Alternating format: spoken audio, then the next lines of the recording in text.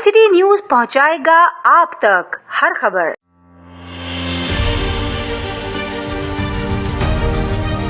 Sir, ये महंगाई और जानी है, कम हो नहीं सकती। इसीलिए उसकी वजह यह है कि मुल्क के ज़खायर जो हैं वो इस वक्त नाकाफ़ी है। जब तक हम IMF की गोद में बैठे रहेंगे तो आवाम चक्की में पिसती रहेगी। वाहिद हल ये है कि जब तक हम IMF के चुंगल से निकलते नहीं हैं और जब तक हम ग़ुलामी की ज़ंजीरों से आज़ाद नहीं होते तो इतने तक तो हमारी कौम चक्की में पिसती रहेगी और ये हालात बेहतर नहीं हो सकते। दूसरा ये है कि आने वाली हुकूमत अल्लाह करे कोई ऐसे इक़दाम करे, रिफॉर्म करे। बेचने से बेहतर ये है कि इदारों को बेचने से बेहतर ये है कि इदारों को रिफॉर्म करे, उनका स्ट्रक्चर दोबारा तरीके से बनाए और ऐसे तरीके से बनाए जितनी कैपेसिटी है उस कैपेसिटी के तहत इदारों में रिफॉर्म किया जाए और कैपेसिटी से ऊपर जो है उसके अंदर एम्प्लॉयमेंट नहीं होनी चाहिए। और जो अनएम्प्लॉयमेंट इस मुल्क में हो, जो मेरा एक नज़रिया है रिफॉर्म का, उसके बाद जब क्योंकि एक बड़ा एक तूफ़ान आना है। अगर हम रिफॉर्म करते हैं, रिफॉर्म जब इदारों की रिफॉर्म करेंगे तो उसमें तूफ़ान आएगा, बेरोज़गारी होगी। जब वो बेरोज़गारी, हमें उसके साथ मुतबादिल हम ओवरसीज़ में उसके लिए कुछ करना चाहिए। ओवरसीज़ में हम अपनी अपॉर्चुनिटीज़ इतनी पैदा करें ताकि जो इधर से हमारा खाल हो वो उधर खाल पूरा हो जाए। तो इसी वजह से इस मुल्क को खुशहाली भी आ सकती है, कौम के लिए बेहतरी भी हो सकती है। दूसरा अमल यह है कि हमारा गलत रुझान होता है कि इलेक्शन किसी ने चोरी कर लिया, ये कर लिया, वो कर लिया। मैं तो ये कहता हूँ कि सब कुछ आवाम के हाथ में होता है। अगर ये इलेक्शन चोरी करने वालों के हाथ में होता तो शायद 9 मई का वाक़या करने वाले लोग पहली पोजीशन में नहीं होते। तो इससे सवाल पैदा होता है तो वो लोग आए कैसे पहली पोजीशन में, फर्स्ट पोजीशन, पार्लियामेंट में पहली पोजीशन में पहुंच गए। इसका मतलब यह है कि कोई चोरी करने वाला नहीं है, अवाम का इंटरेस्ट नहीं है। जहां अवाम का इंटरेस्ट था वो लोग पहली पोजीशन में आ गए, जहां इंटरेस्ट नहीं था तो वो डिग्रेड हो गए। उन्होंने अरबों रुपया खर्चा भी किया, डील भी की, सब कुछ किया। जिस मकाम के लिए वो आए थे वो नाकाम हो गए। इससे ज़्यादा अवाम की फोकियत क्या होनी चाहिए? लेकिन अवाम खुद अपने पाँव पे कुल्हाड़ी मारती है। वोट ना देना, बाहर नहीं निकलना, इलेक्शन के दौरान पे लोगों से गलत तवक्कात रखना। जब तक अवाम ठीक नहीं होगी यह मुल्क ठीक नहीं हो सकता। क्योंकि मौला अली का कौल है, जिस तरह की कौमें होती हैं उस तरह के हुक्मरान होते हैं और जिस तरह के हुक्मरान होते हैं उस तरह की मुल्क के अंदर कौमें होती हैं। तो पाकिस्तान कंजर्वेटिव पार्टी का मौक़िफ़ यही है, सबसे पहले पाक फ़ौज, पाकिस्तान कंजर्वेटिव पार्टी पाक फ़ौज के साथ शाना बशाना खड़ी है। पाक फ़ौज है तो इस मुल्क की सलामती है। अगर ये मुल्क की सलामती है तो इस मुल्क की कौम जो है सुकून की नींद सोती है।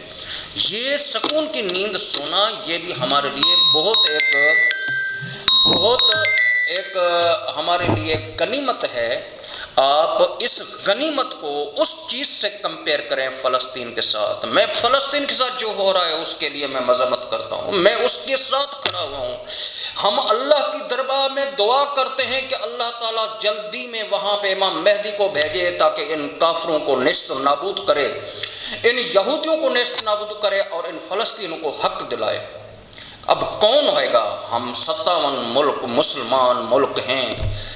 57 में से 56 मुल्क जो है हम ग़ुलामी की जंजीरों में जकड़े हुए हैं और अमेरिका की ग़ुलामी कर रहे हैं, इसराइल की ग़ुलामी कर रहे हैं। ये मुसलमानियत कहाँ से आ गई? इसको तो हम मुसलमान नहीं कह सकते। मुसलमान वो है जो यूरोप कंट्री में से 2 कंट्रीज़ ने उठ के आवाज़ बुलंद कर दी, हम तो फ़लस्तीन को एक्सेप्ट कर रहे हैं। मुसलमान वो है जिसको आप काफर कहते हैं, जिसको बोलते हैं शिया काफर। मैं नहीं समझता कि उन्होंने फ़लस्तीन के लिए ये 300 मिसाइल दागे, नहीं।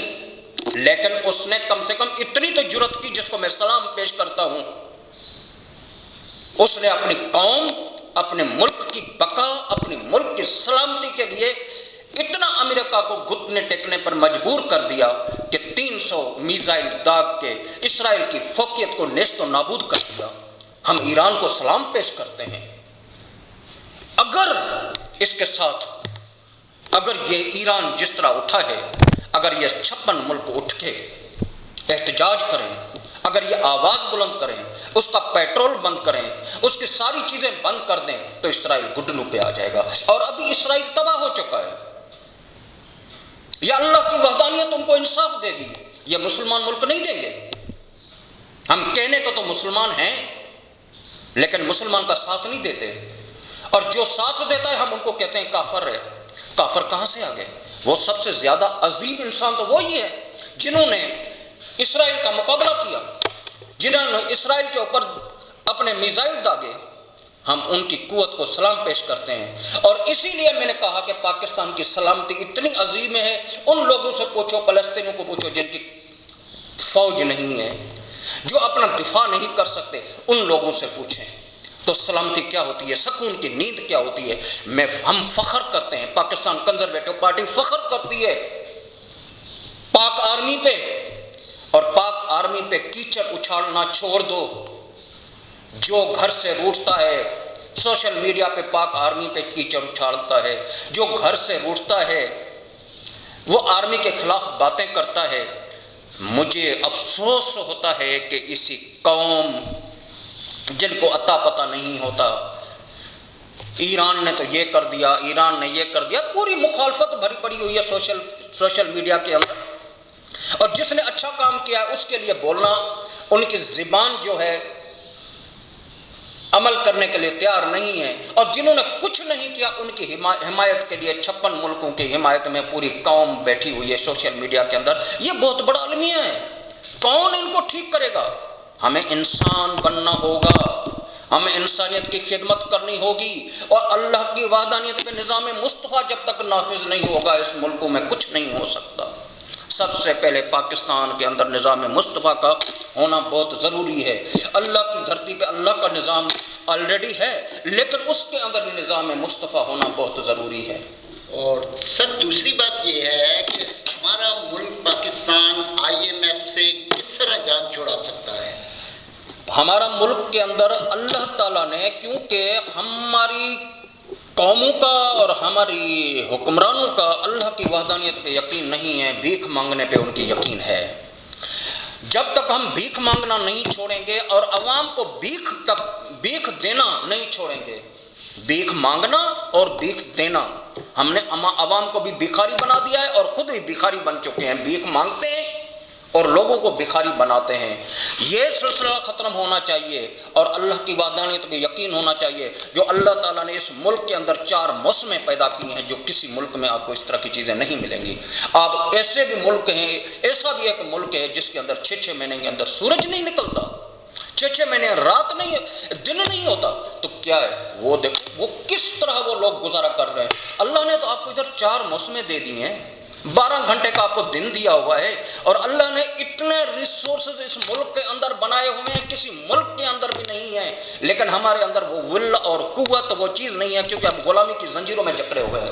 جب تک ہم غلامی کی زنجیروں کو نہیں توڑیں گے اور بھیک مانگنا نہیں چھوڑیں گے، اور عوام کو انسان بنانے کے لیے قائل نہیں کریں گے، عوام کو انصاف کے طور پہ اور اپنا حق ادا کرنے کے لیے قوم آگے نہیں آئے گی، اور اس ملک میں ایسے حکمران نہیں آئیں گے جو اداروں کو ریفارم کریں اور انصاف پہ مبنی نظام مصطفیٰ کے تحت اس میں عدالت نافذ ہو، اس میں 4 چیزیں ٹھیک کر دی جائیں۔ اس کے لیے قوت چاہیے، اس کے لیے کیا کہتے ہیں اللہ کی وحدانیت بھی یقین ہونا چاہیے، اس کے لیے غلامی کی زنجیروں کو توڑنا ہوگا، امریکہ کی غلامی نہیں کرنی ہوگی، ہمیں اپنے پاؤں پہ خود کھڑا ہونا ہوگا، ہمیں امپاور ہونا ہوگا، قوم کو اجاگر کرنا ہوگا، اور اللہ کے ساتھ وعدہ کرنا ہوگا کہ ہم نظام مصطفیٰ یہاں لاگو کریں گے، اور اس ملک کے اندر جو اللہ نے ریسورس دیے ہوئے ہیں ہم ان کو یوٹیلائز کریں گے۔ یوٹیلائز کریں، بھیک مانگنا چھوڑیں، IMF دروازہ ختم کریں، عوام کو ریلیف دیں۔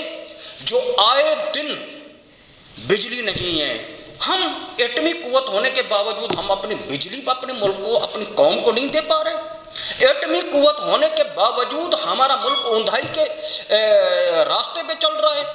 اس کا کیا مطلب؟ ہم صرف اپنی پیٹ کی پجاری کر رہے ہیں، ہم صرف اپنی بقا کے لیے، اپنی انا کے لیے اس ملک کے اوپر مسلط ہیں۔ جب تک ان انا کو، اپنے مفادات کو ختم نہیں کریں گے، عوام کے مفادات کو نہیں دیکھیں گے، سب سے پہلے ملک کے مفادات، اس کے بعد آرمی کے مفادات، اس کے بعد عوام کے مفادات کو آرمی کے ساتھ شانہ بشانہ کریں۔ پاکستان زندہ باد، پاک آرمی زندہ باد، پاکستان کنزرویٹو پارٹی زندہ باد۔